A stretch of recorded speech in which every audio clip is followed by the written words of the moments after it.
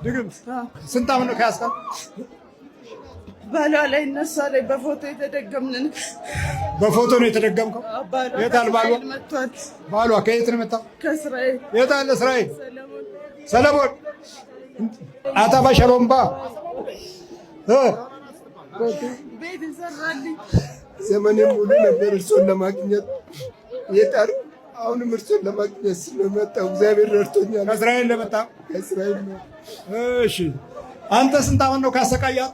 ስጠቀም ነበር ባልና ሚስት ልጅ በሽተኛ አድርጌ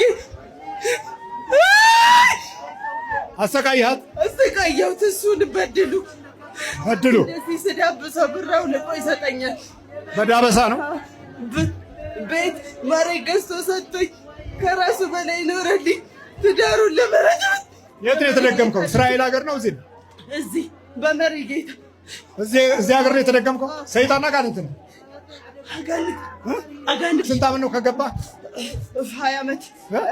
20 ዓመት በድሉ ቋጥ ከሰውነቷ ላይ በል ተዘጋጅ። አንተ ምንድን ነው አንተ ያረካት? ቡዳ።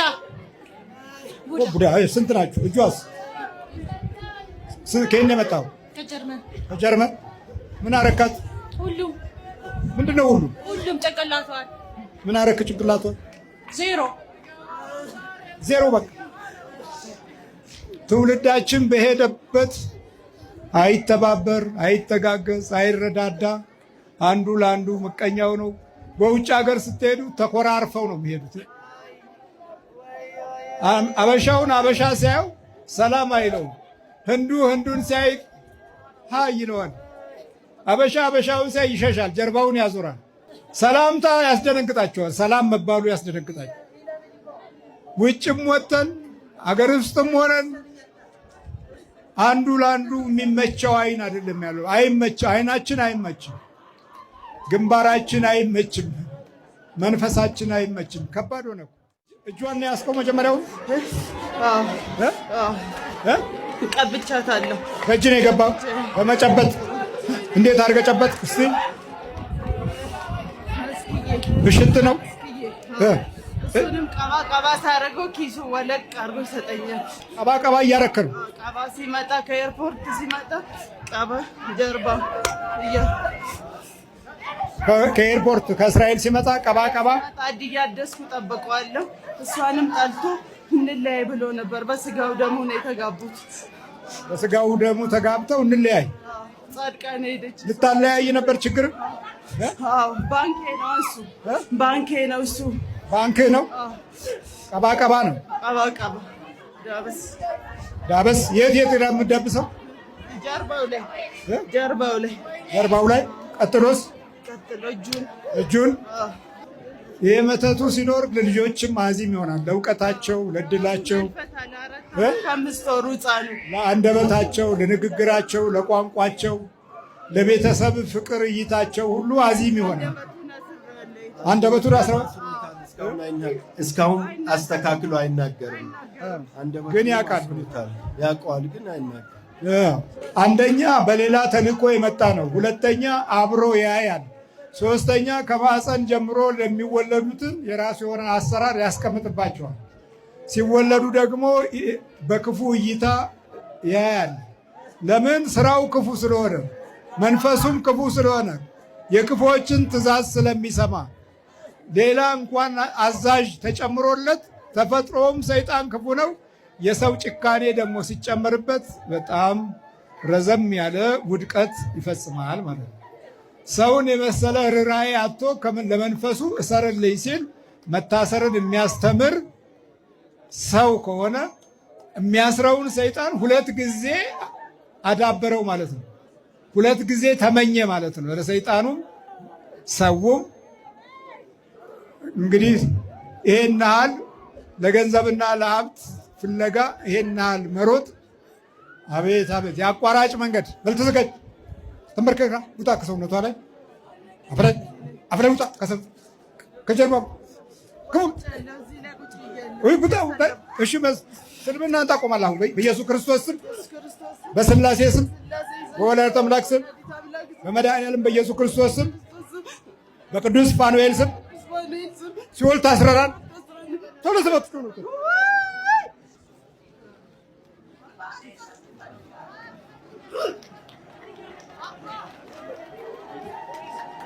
ነገር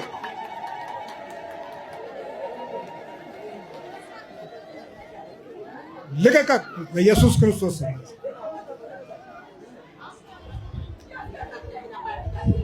ታረስ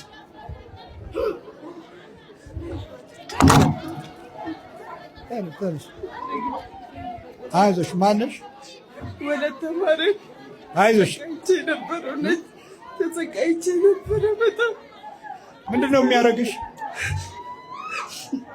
በቃ እኔና እሱን አያስማማንም እሱም እኔን እንደክፉ እሱንም እንደክፉ ነው የሚያሳየኝ ልጆቹ እንደዚህ በቃ መታመም ሐኪም ቤት ብር ከ2016 ጀምሮ ሐኪም ቤት ነው በቃ አንዴ አጥንት መሳሳት እባላለሁ አንዴ ቫይታሚን ዲ አንዴ ደግሞ እዚህ ጋር ባጫ እባላለሁ እሱም ደግሞ ውጋት በቃ ሐኪም ቤት በቴሌስኮፕ እዛ ሀገር ባለ መሳሪያ ታይቷል። የት ሀገር?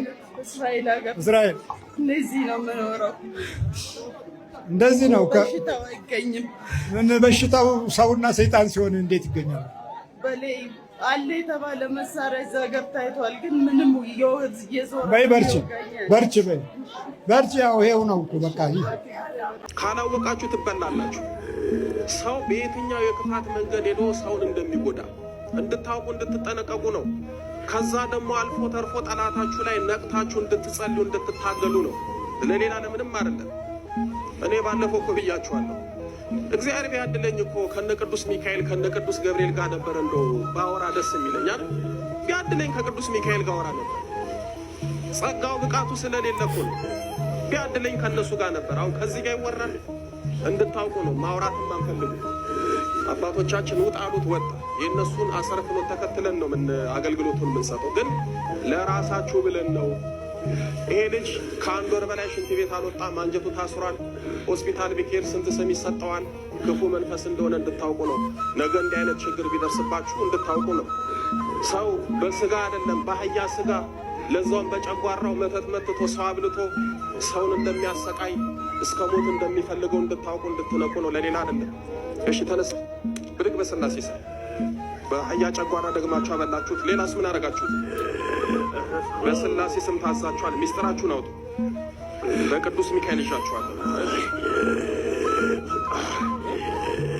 የሚወዳቸው ደብተሮች ተወስደውበታል፣ ግን በቃ ሁልጊዜ ይጨንቃል፣ ይጠብባል፣ ግን አውጥቶ አያማክርም።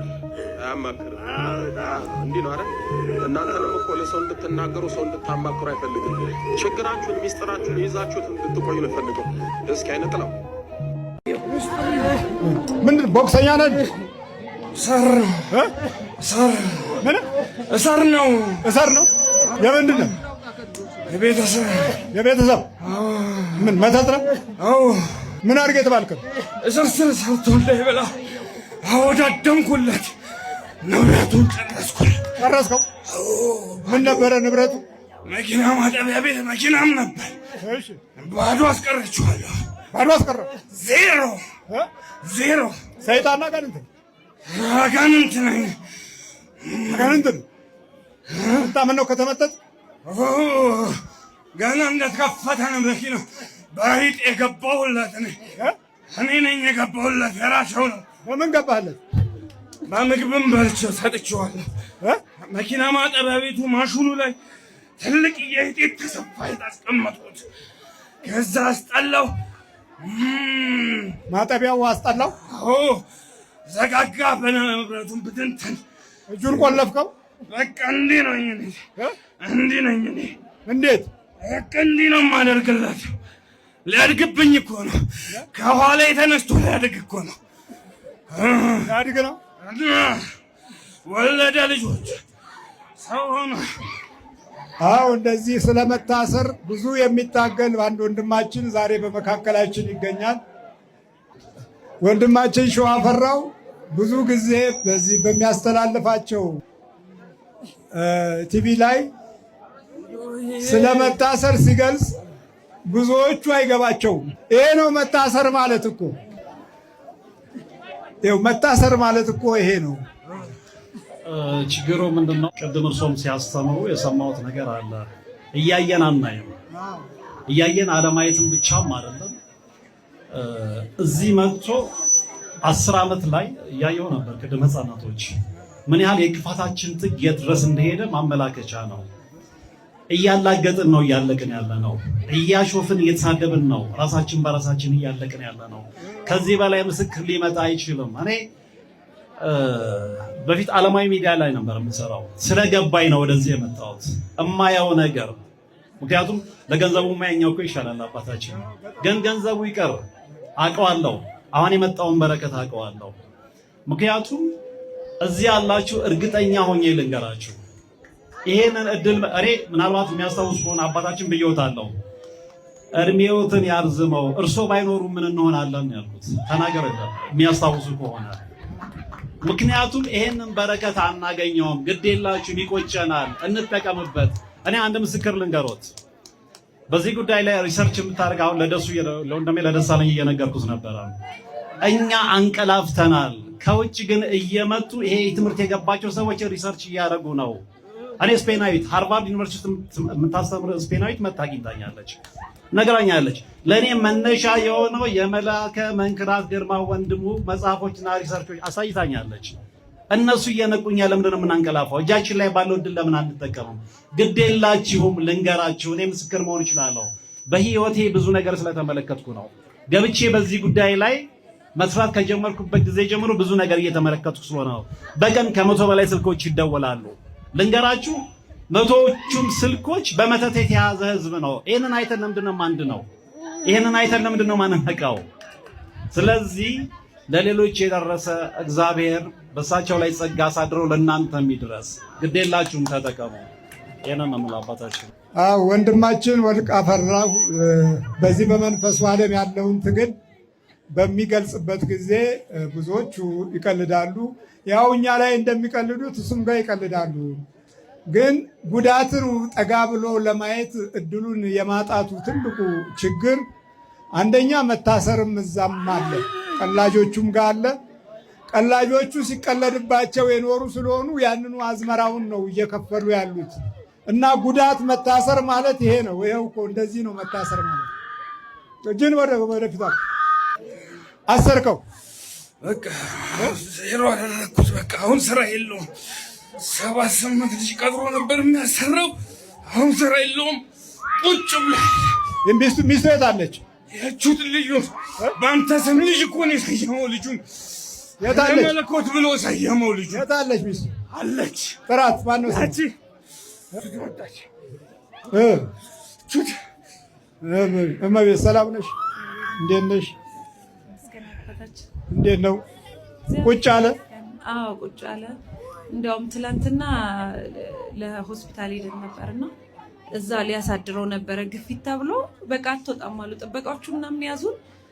ከዛ ሪፈር ተባለ ወደ ራስ ደስታ ሄደን ከዛ በኋላ በጣም ደሙ ጨምሯል፣ አትወጡም አሉን። በቃ ያዙን ሊያሳድሩት ማለት ነው። እሱ ደግሞ በቃ መንፈሱ ነው እዚህም ሊስብብኝ ነው እንደገና ደግሞ በቃ ሊያሳድረኝ ነው ሊያስመልጠኝ ነው ጉባኤውን ብሎ ከዛ ላብራቶሪ ክፈሉ ስንባል እሺ እንከፍላለን ብለን በጀርባ በር ጠፍተን ወጥተን ወደ ቤት ሄድን። ወደዛ መጣ። አዎ ጥበቃዎቹን ሁላ እንዳይወጡ ይዋቸው ምናምን ብለው ነበር። ከዛ በጀርባ ወጥተን ጠፍተን በላዳ ታስሮ ለመኖር ሁሉም ይተባበራል እኮ የደህንነት ቦታ ላይ ለመድረስ ወሳኝ የሆነ ጉዳይ ላይ ማጨለም የተለመደ ገጽታ ነው።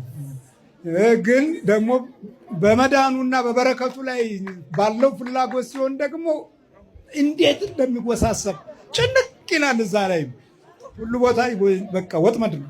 አዎ ወጥመድ ነው በጣም ማለት እሱ ያው ይቀጠቅጣል እንትን ይላል ልቡን እየሰወረው ማይሆን ቦታም ይወስደዋል ምናምንና እግዚአብሔር ይመስገን ግን የድንግል ማርያም ረዳትነት የመላእክቱ እውነት የቅዱሳኑም ከኛ ጋር ሆኖ ይኸውልህ ዛሬ ደግሞ ለዚህ በቅተናል።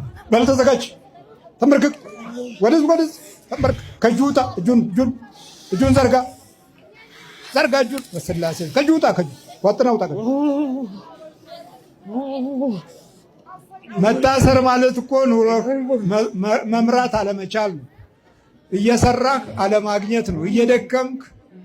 እየደከምክ ውለህ የምታጣው ነገር ጭራሽ ባዶ መሆን ማለት ነው። ይሄ መታሰር እኮ ነው። ማሰብን መከልከልህ፣ በጎ ማሰብን መከልከልህ መታሰር ነው።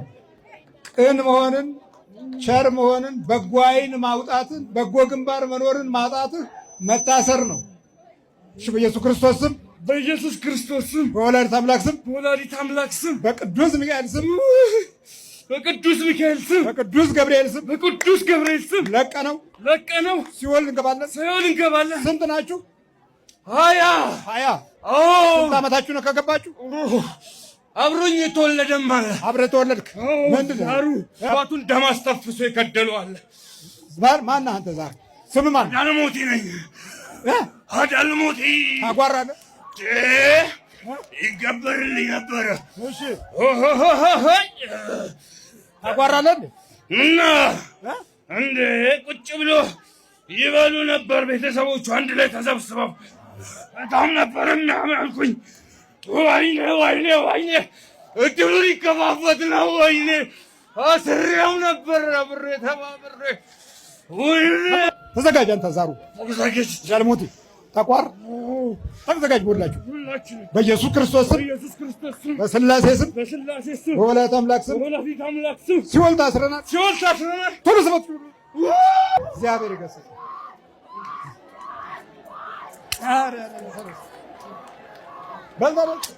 ቤት አቤት